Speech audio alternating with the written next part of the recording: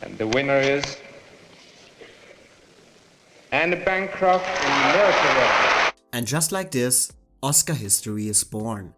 While the last 2 years I have covered on my channel, 1952 and 1970, are not necessarily the most famous Best Actress lineups, 1962 is certainly one of the most talked about Oscar races in history. But unfortunately, for all the wrong reasons. When we talk about 1962, it always comes down to this moment. Accepting for Anne Bancroft, Miss Joan Crawford.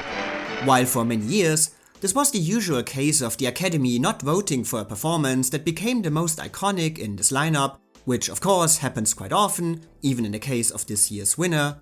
In the last couple of years, especially after the release of Ryan Murphy's miniseries Feud, focus has shifted more strongly on all the backstage drama going on here.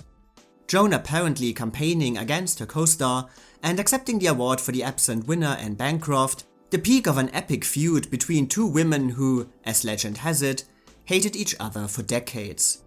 But of course, this overshadows many things that are so noteworthy about this race.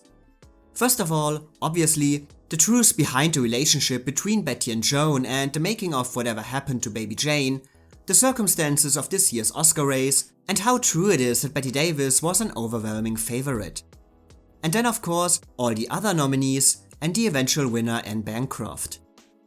In a way, 1962, like 1964, is a year that is most famous for who wasn't nominated. But this denies the actual nominees their own stories.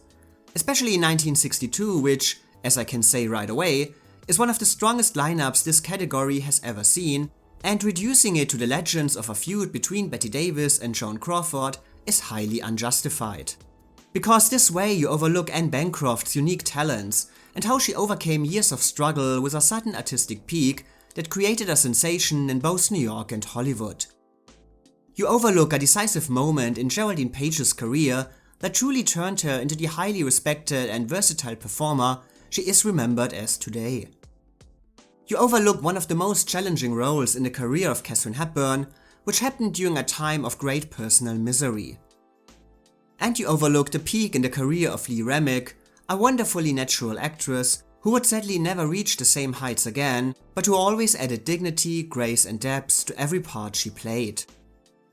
All of this makes this a lineup for the ages, one that again finds itself in the middle between East and West, Hollywood and New York, movie legends versus stars of the theater, roles written for the screen versus roles written for the stage. It's a year that sees the names of Tennessee Williams or Eugene O'Neill pop up more than once. It's a year that shows how hard actresses often have to prove themselves in an industry that once celebrated them but now put them in the second row behind the men on the screen, and it's a year again shaped by the importance of box office success and how the potential return on investment influences every casting decision.